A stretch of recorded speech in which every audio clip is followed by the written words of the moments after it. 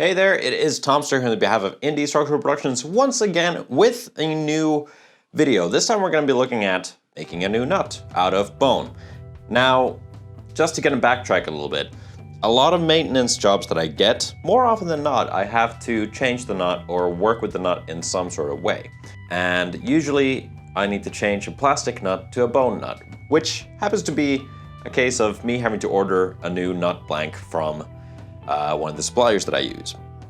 Usually, I can never find the right dimensions, and I have to kind of work around. As you've probably seen in the Charvel maintenance video where I ordered a nut blank and it had an angle on it, and I put a shim, and I had to do all kinds of stuff to actually make it work. That's annoying. Now, fortunately for me, I'm a dog owner, which means I have a lot of bones at my disposal. Now, these are marrow bones, and they are very, very hard stuff. This one in particular is 6 years old, more or less, or let's say 5.5. Got this for my dog when she was still a puppy and was toothing. And while it is smaller than what it has been, it's still not chewed up all that much, and she chews this every single day. But I have gotten other marrow bone. I have gotten other marrow bones for her, but this is one that I had taken out of commission because she kept on hurting herself on it. So I'm going to be using this, and I'm going to show you how to turn basically a dog's chew toy into workable material for guitars and basses. And the bass in question this time is this vintage Nippon Gaki Yamaha bass from Yanne, from Bloodblind.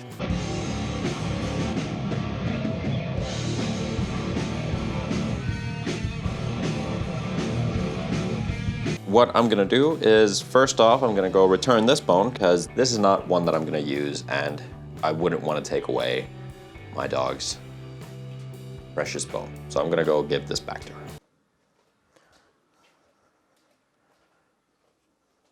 Okay, I'm sorry I took your bone. Here you go. Here's your bone. I'm sorry. Yeah. Now that we've given that back to the rightful owner, we're going to be turning this bone into usable material. Now the first thing to do is, as you can see, there is a bunch of gunk and grime, and it's been in a dog's mouth, so it's not exactly hygienic. So we're going to clean this up. So let's go have a little IP Guitars cooking session and come back once this has been thoroughly cleaned. Now, contrary to what you've probably heard about marrow bones and stuff, about boiling them, you should never, not even if you're giving these to just for your dog and cleaning them up, you should never boil marrow bones even for your dog, because that will make them splinter easier, and that could be dangerous for the dog. So in the very same sense here, if I were to boil this to get off all the gunk to use in a guitar, it would become pretty unstable in the sense that it would more easily chip and break and splinter. Well, we want this nut to last a little bit longer, so all we're gonna do is we're just gonna clean it out with a good old brush and hot water. I can already feel that all the old drool is coming off. This is just the preliminary cleaning here, just to make sure that I get rid of all the grime using a little bit of dish soap. But yeah, I'll finish cleaning this thoroughly, and I'll be back to show you the results of my labors. But I mean, already this is starting to look a lot cleaner than what it was. Alright, so I already ran into my first hitch, which was I didn't have the right type of brush to get in there, so I'm gonna already go ahead and cut this into workable pieces. Probably what I'm gonna do is cut it down the middle. So using a coping saw. Now, before I start cutting, I should tell you that do not breathe in bone dust. it is not good for your health. So wear a mask or have proper ventilation, but don't breathe this stuff in.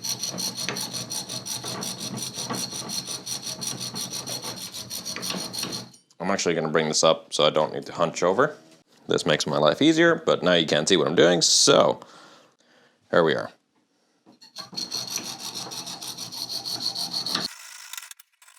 And I'm using a spiral bit here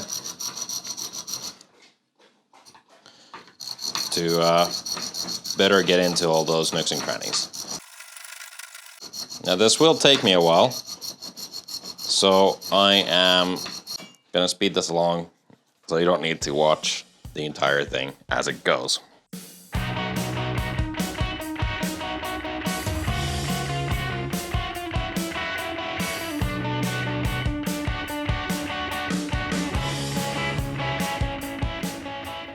Alright, well that took forever, and now I have the two pieces. I've already cleaned them out the best I can. All this small sort of stuff, that's going to come out with sanding, and I think that's just basic discoloration. There might be some residue left in there, but when you work down nut blanks anyway, you want all the faces to be smooth, so that's not going to be an issue. Just to give you a close-up of how well the cleaning has gone. So, as you can tell, maybe, perhaps, these have cleaned up pretty nice. So now it's time to figure out what size nut I need, and then make the blank out of one of these. Alrighty, so what we're looking at here is a 5.26. It's coming off a little bit, so I'll say 5 mil nut. I need to write these down. So 5 millimeters thick. Then how wide is this? That's 41.5. So I'm going to go 42 wide, and then, you know, get it down to the right size. It is 6.66 according to my caliper here, so let's say 7 mil height. Now that gives me the right dimensions, but now I also want to figure out the spacing before I go and do any work, because I want to get that correct. Let's move here. Because this is a bass with a 0 fret, I don't need to make, actually, yeah, I need to make these, not slots, pretty low to get the tuning, or to get the intonation correct. So figuring out a little bit further, a little bit further, a little bit more, ever so slightly. Maybe this one. No, it's going further away. So it's going to be this area right here.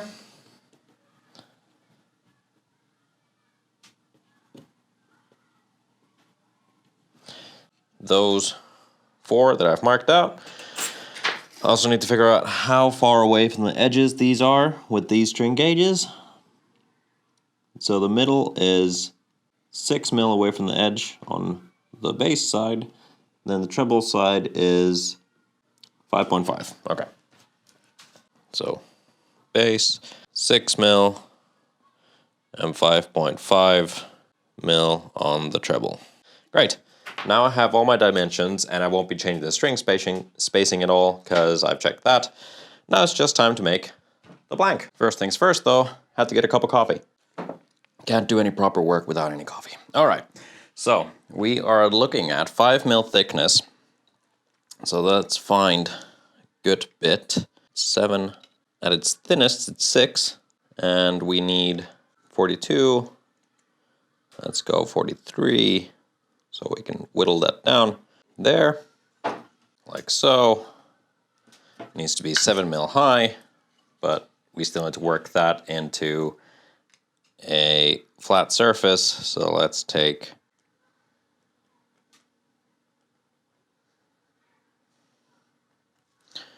okay. Now we have the blank that we're going to be using, just to recheck that I do have the right dimensions here. From the smallest part, yep, that's 46, so well the right size, 10 mil.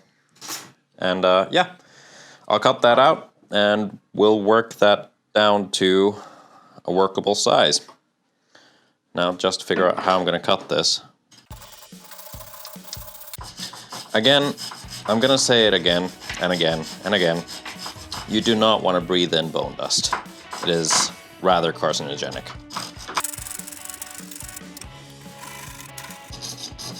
Now, the good thing about having spiral bits is I don't need to hold the saw always like this. I can hold it at its side so the back won't hit or get in the way.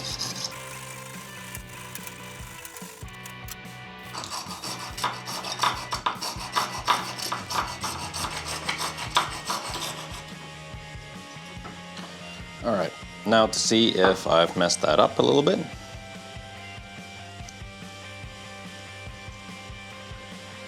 By not cutting straight. So the next step is taking the good old leveling beam and working these down. Now I cut up two different parts just because I'm not sure if I've screwed this up or not, but this should be just fine.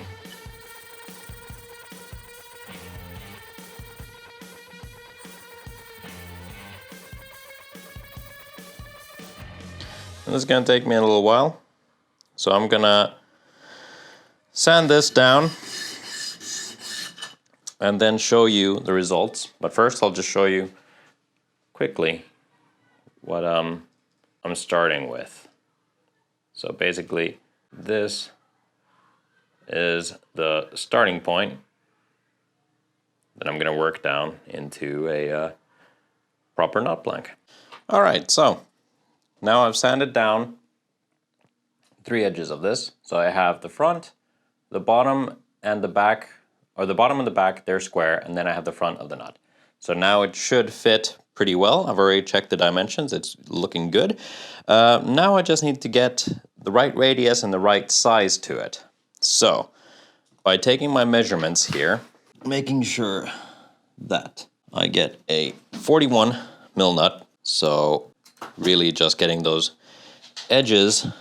I need 1 square edge. To do that, I'm gonna use my file.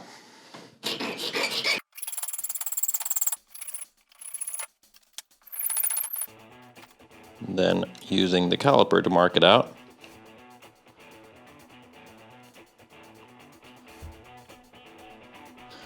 I need to make it that big. So that's quite a lot of material, so I'm just gonna actually take it off with, or take it a little bit more down to size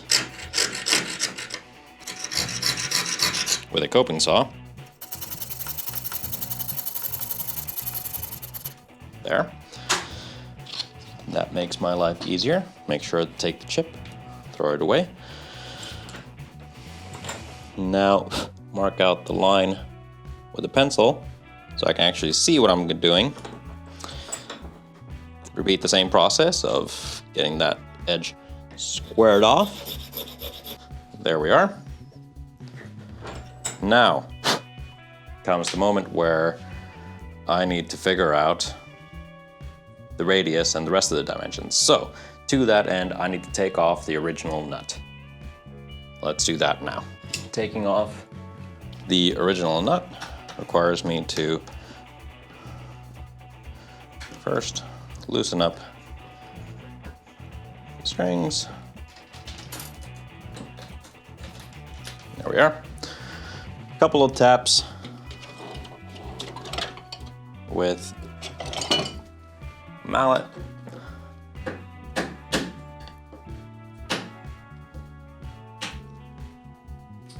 There we go. That is sitting pretty well. Need to do just a tiny hair of cleanup. Getting rid of that old glue there. There's actually quite a bit of old glue. So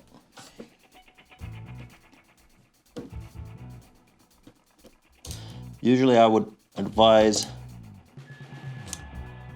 against doing this because you might accidentally change your intonation point ever so slightly if you take away wood material, and if you happen to, on accident, take away too much wood material. But again, this bass has the 0 fret, so that determines the intonation point. Now, taking my half-cut pencil and my new nut blank,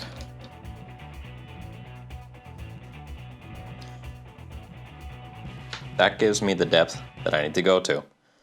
All right, so time to go file away all the excess material.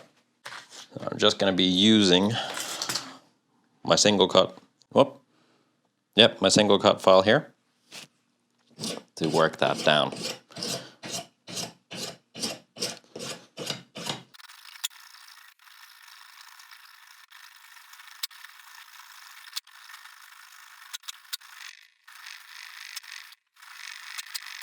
Okay, I already started doing some of the rough shaping, but that's good for now. Now the next part is going to be to start on the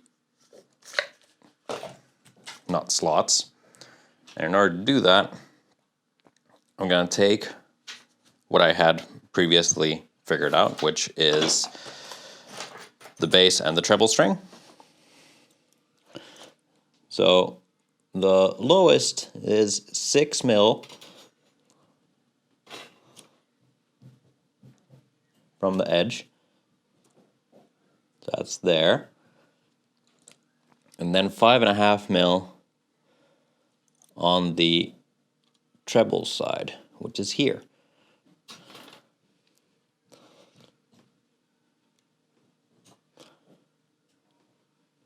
And because I had prepared, I had also marked out my string spacing, which is these ones.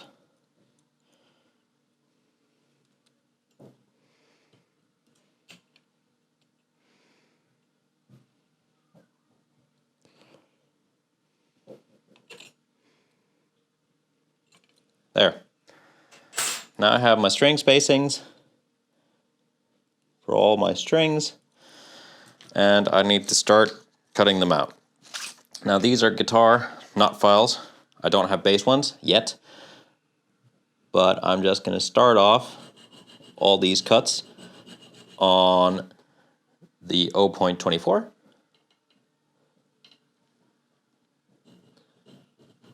And then work my way up to the actual gauges in a little bit. I'm still going to treat this as if I was making just a normal nut without a 0 fret. So I want to keep the intonation point at the back of the fret, at the back of the nut here, and creating that angle as I've shown in many, many videos before. All right, so I'm going to work these down, and I'll catch you in a bit.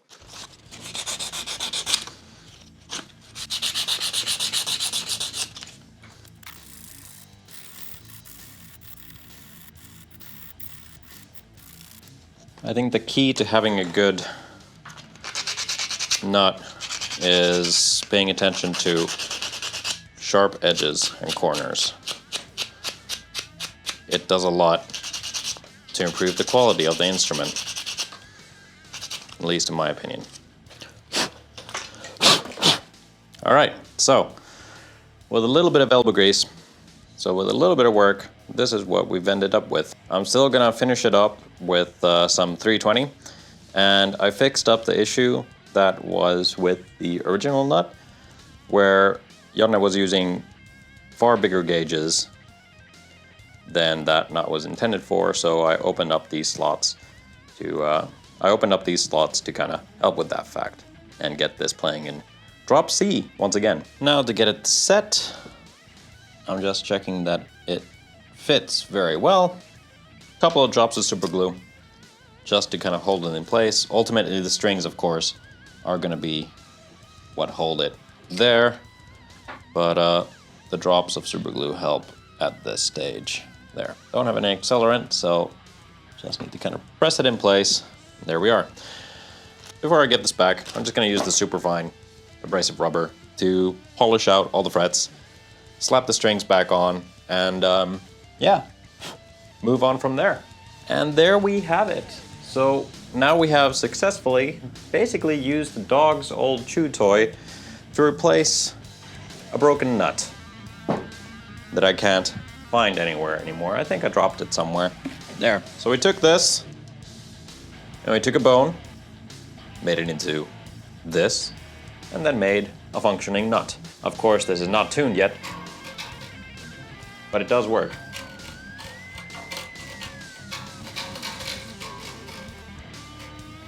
So I still need to tune it, tension it up, and everything else, but it works. It looks great, plays well, feels nice because it's nice and rounded, and yeah. Hope you enjoyed that video. Hit like to support the video.